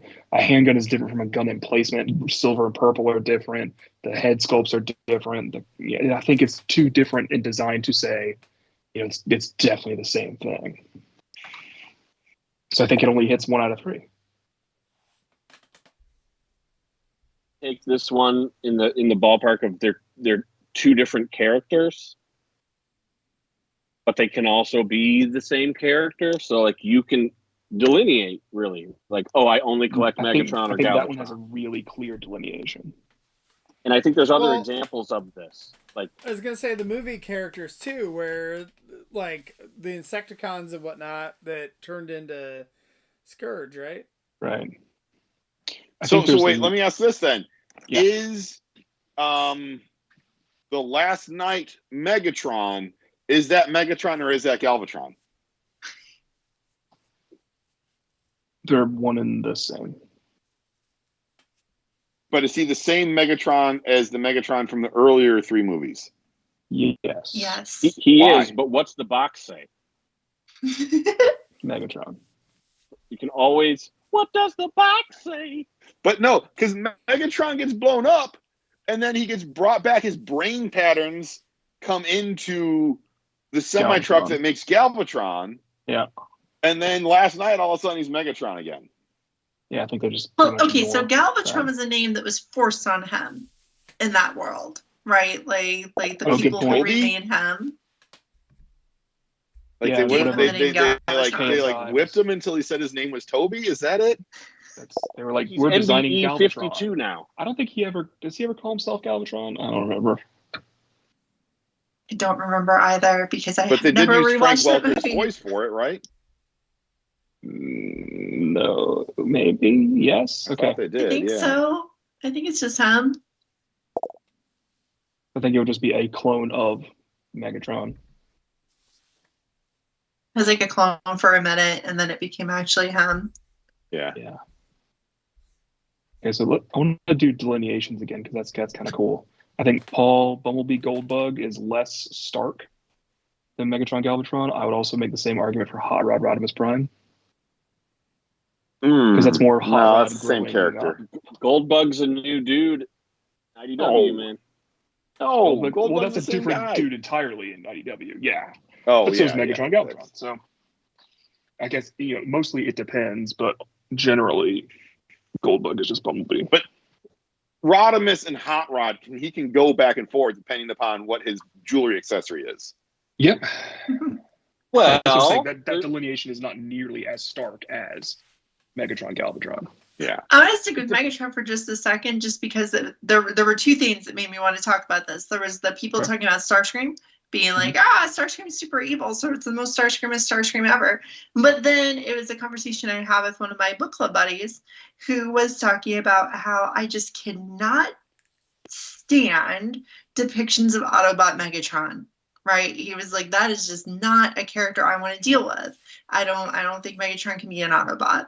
And then I started thinking, okay, is Earthspark Megatron a Megatron? Because he's a different design. He's an entirely different alt mode. The only thing that really looks Megatron-y about him is the head. And it only kind of looks Megatron-y in the colors. Yeah, colors. Whatever. But the characterization is totally different. The alt mode is totally different. Pantheon of Megatrons, though. And I think that's where you end up with a weird Slipstream thing again, because it's from the pantheon of Slipstreams. Stretching that pantheon. Yeah, Megatron, we've talked about before the idea of like continuity of alt modes, and Megatron is one of those that's just like notoriously not congruent in terms of his alt modes. So is Earthspark Megatron a Megatron? That is an interesting question. I'm going to go with yes. He's not if you really can't stand Autobot Megatron, he's not an Autobot, but he's not a Decepticon either. To me, it comes back to the idea that he had the starting point of being what we know as Megatron, and the character through that universe's change of events evolved into the Autobot Megatron. Same thing with IDW Megatron becoming an Autobot. He started as the G1 Megatron, that archetype that we know, and his character development took him to this point. We just didn't see it in Earthspark. Right. No, but we see flashbacks. We're a lot told about it. We're not shown it. Right. What's that? What? I think we can close this one, Phil. I think you and I, right here, if we synergize here. Do it. You know comics really well, right? You know the X-Men little story. Yeah. Maybe you've seen. Yeah. How many Magnetos are there? Oof. Is there a good Magneto and a bad Magneto, and they are not the same dude that woke up today? I mean, at times there was the Magneto clone named Joseph running around. And then you've had like the comic book situation is a whole different can of worms. No, it's not, because the comic book situation is a different can of worms, because you've had these characters who have existed for 50 years, and they've had to evolve, like in like different writers will put them into different scenarios. So that takes it back to the idea of like they started as this character and they evolved into something different. So yes, you have an Age of Apocalypse Magneto who is a good guy Magneto, but he started off as someone who was leaning towards his more, villainous self until his friend was killed. And then he took on the heroic mission of Charles Xavier. But in the Marvel universe, didn't that Magneto happen in the IDW character comics with? Didn't that same thing happen in IDW with Megatron? That's the reason why I think Phil's going to get to that. Over. I think Phil's going there. Oh, okay. Paul, I think I know where you were coming from. I missed Paul's last comment because he was asking if that Age of Apocalypse Magneto is Magneto 2. Yes, or if it's still he Magneto. Looks like Magneto. So sorry, Magneto the Second, I think is what he was saying. No, Joseph is Magneto the Second, because he was a clone that had a different characterization. So I think what we're getting at, and Phil, I think I'm more on your side than I started being, even though I was pretty close to being on your side anyway, is that, you've had these characters for 60 years in the X-Men, or 40 years for us. We know where they start, but you put them in different situations, and that makes them then. So to me, even though Skybound, Starscream, and Optimus, and anyone else in that comic is so far off their characterization that they don't even register the same characters to me, they did start in the same place. So that is a version of them. Yes. I think people will say that for face rippy Optimus Prime. That's not their Optimus Prime, but it still is, because it's got most of the elements. It's just putting those characters in different situations. Except for us, we are more consistent with doing reboots, and in comics, they're more consistent on trying to say that everything is the same. Right. Unless they explicitly say it's a reboot. Or an alternate universe. Or an alternate universe. Ours is assumed to be an alternate or a reboot. Yeah. Unless otherwise specified. Yeah, and I think like what Legacy has done is said, all these reboots have just created alternate universes. Yes. but they can all live on your shelf together because they have a design aesthetic. Yes. Did I pull it? And again, that design aesthetic. So let's come back to the idea of RID 2015 Twinferno. Can he be on your shelf with Double Cross? Yes. I think yes. Okay. Because I would even argue that it wouldn't fits the name too, because they used that name for Double Cross in an instance where they couldn't get the.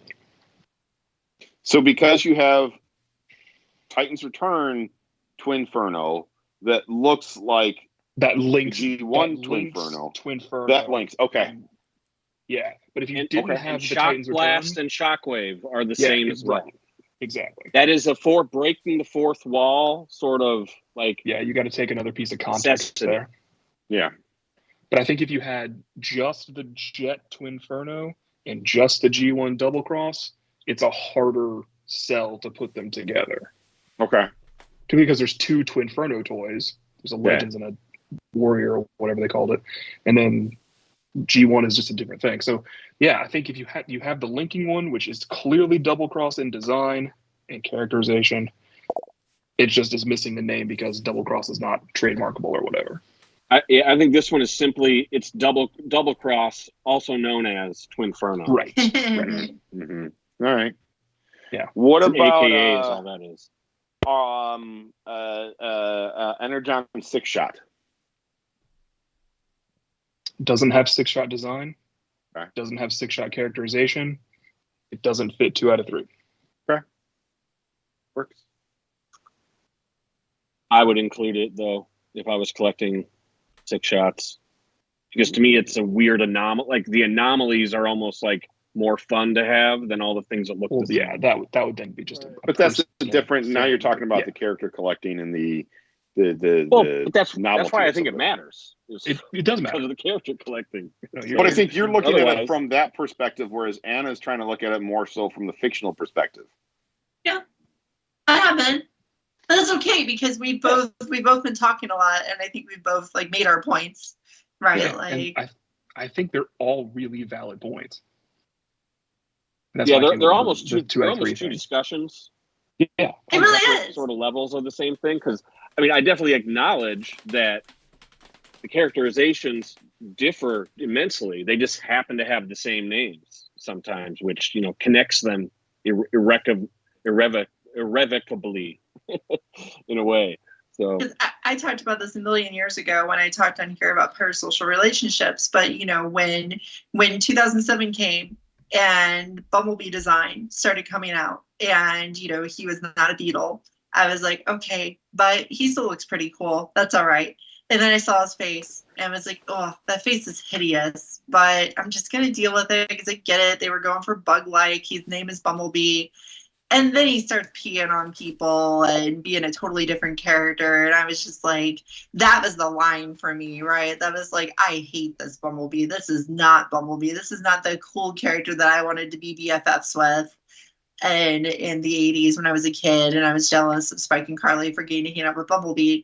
No, this isn't a person I do not like. I do not like this Bumblebee, right? So for me, it's always been more about the character and the personality as a portrayal. Because if that ugly face and that like fancy car design had acted like G1 Bumblebee, he had been heroic, he had been kind, he had been supportive and brave against the much stronger robots, then I would have been like, okay, that's fine. I'm going to deal with the fact he has a goofy looking face and I'm going to like him a lot.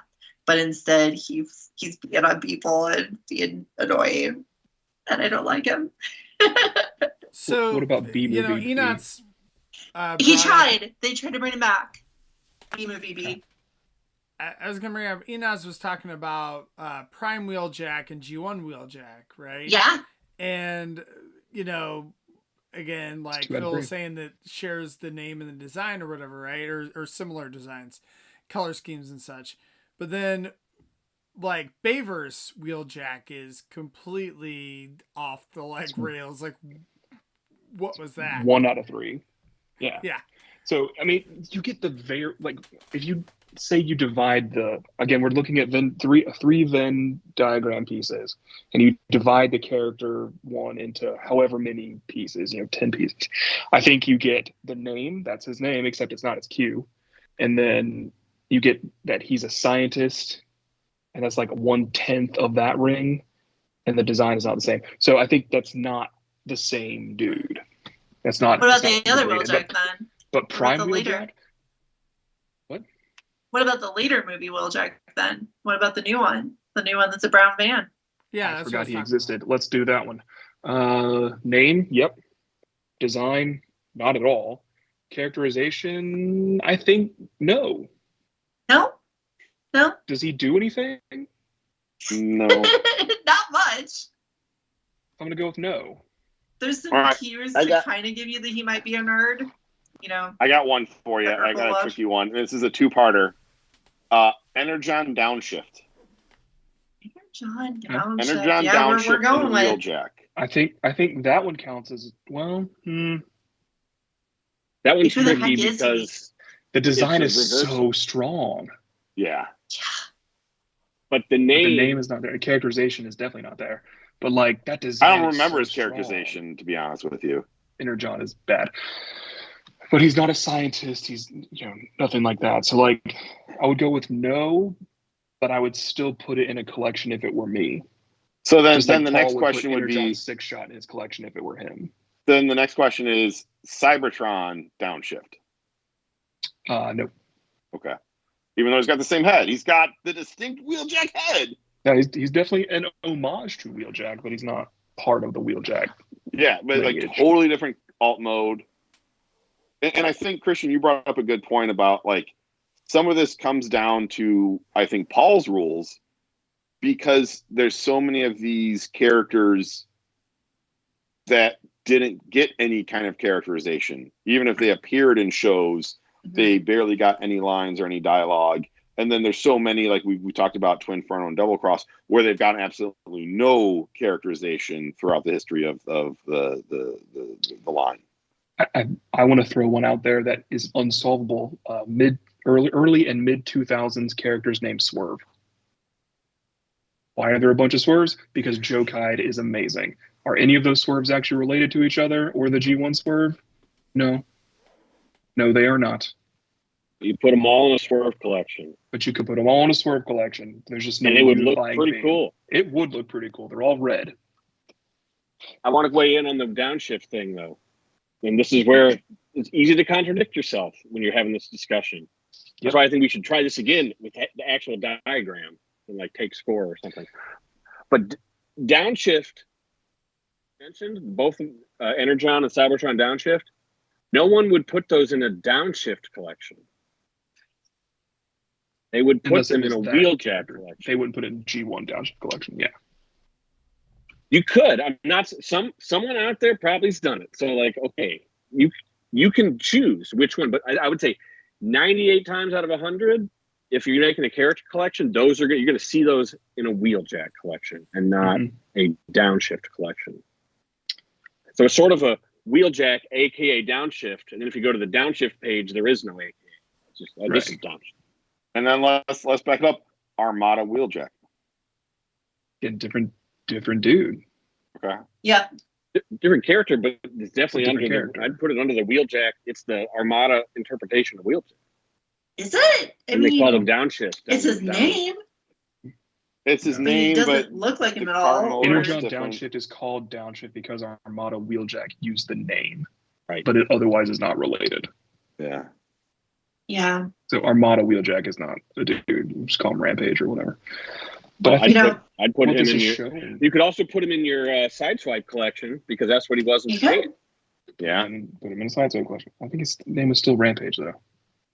Someone can check me on that, but I'm pretty sure it's the name. But it comes from the Lambo design, just like you're saying. So it has a design of Sideswipe. And anyway, I think this just all shows that, it gets muddy with Transformers, and you can never really have a hard and fast 100% this is the rule all the time thing. Or else you're going to just drive yourself crazy, and it's not practical to do. Like, I think you can get pretty far. You just have to allow for You exceptions. can get really far. We got really far. I think there's answers to everything we talked about here, but we Phil, you picked some really, really good ones. Some of the really like the real edge cases. I'm really proud of you guys for.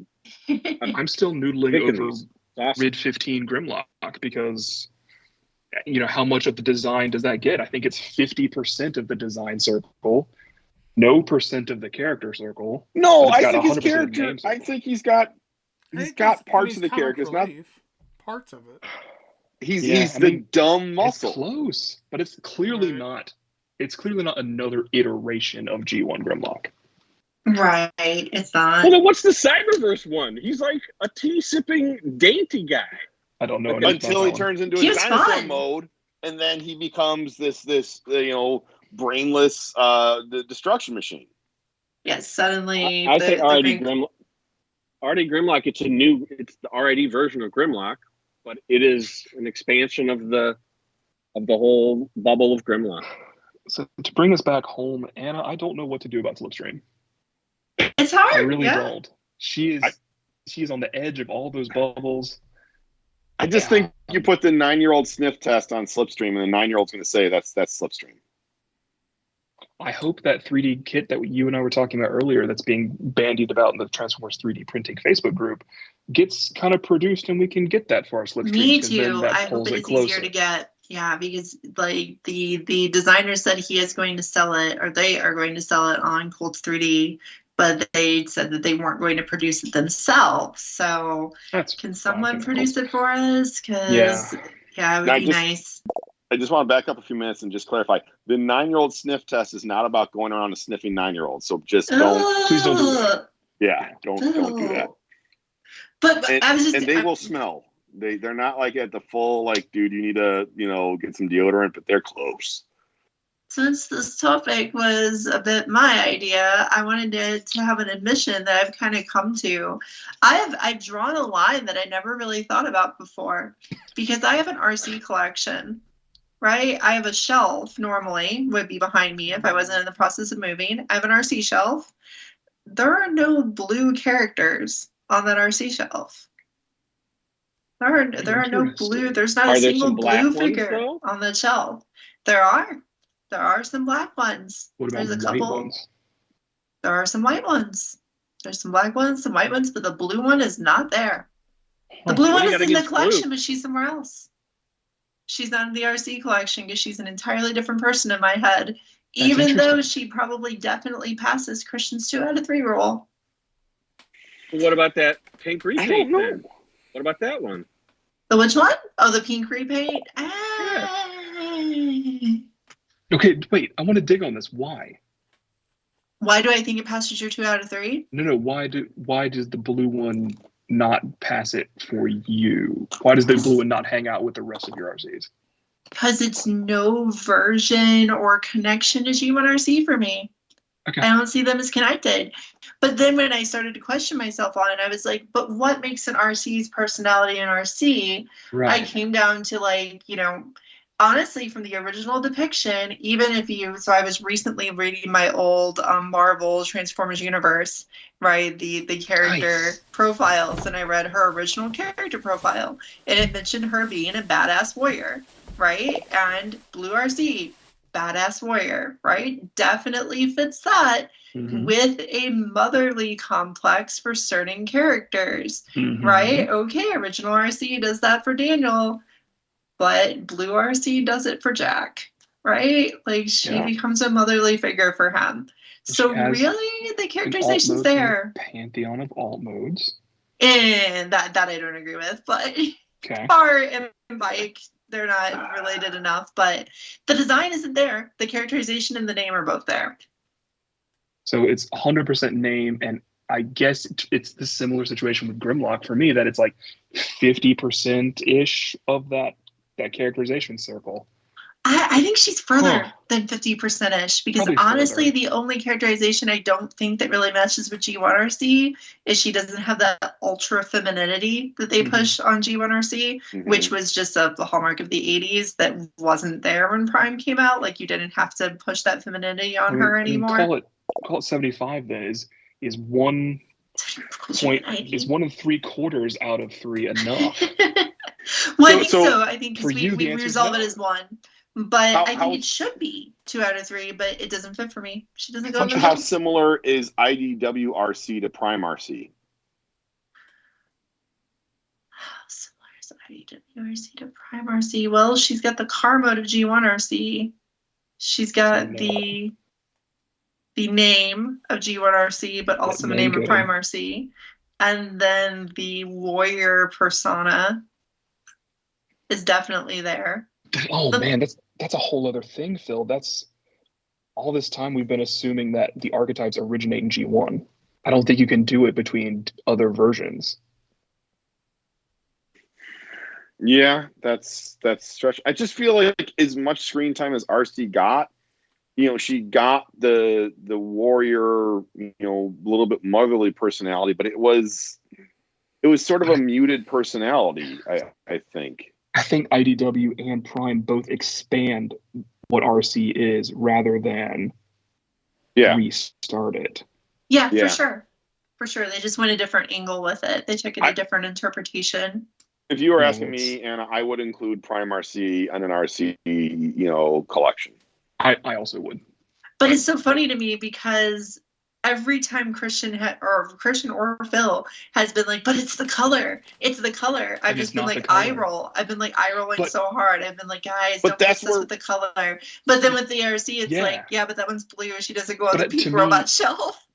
To me, Prime RC expands the RC archetype to be able to include blue, which is also what I'm saying about the pantheon of alt modes then for Megatron RC, because like Earthworm Megatron uses the helicopter, the animated expanded into it, that sort of thing.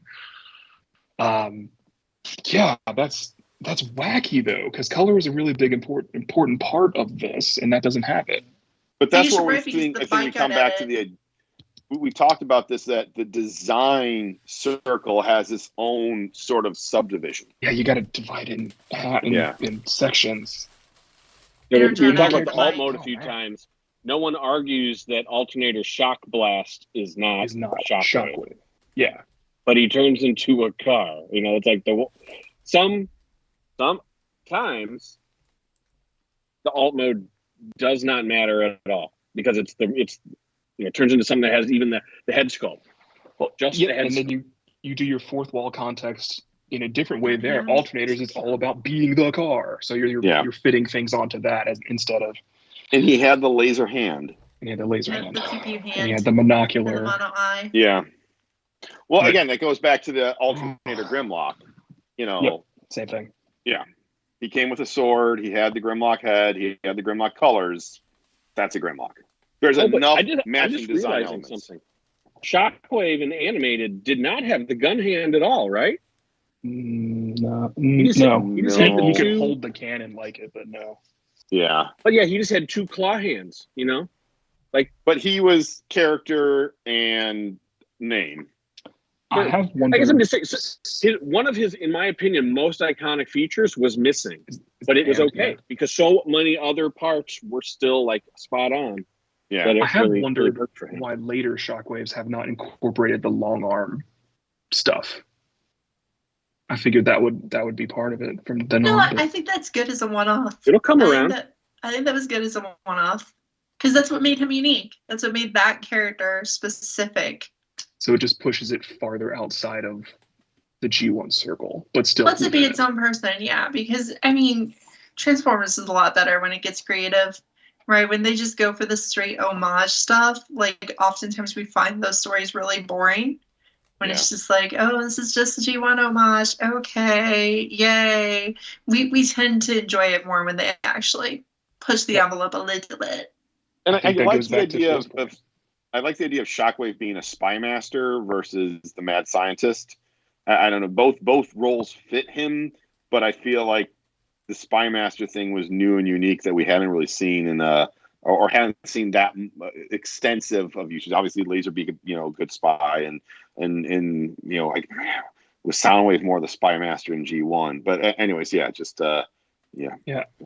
still think, Phil, I think this all goes back to your original point that if you start with the same ingredients, you then let the situation take those characters to different places, but they're still rooted in their archetype.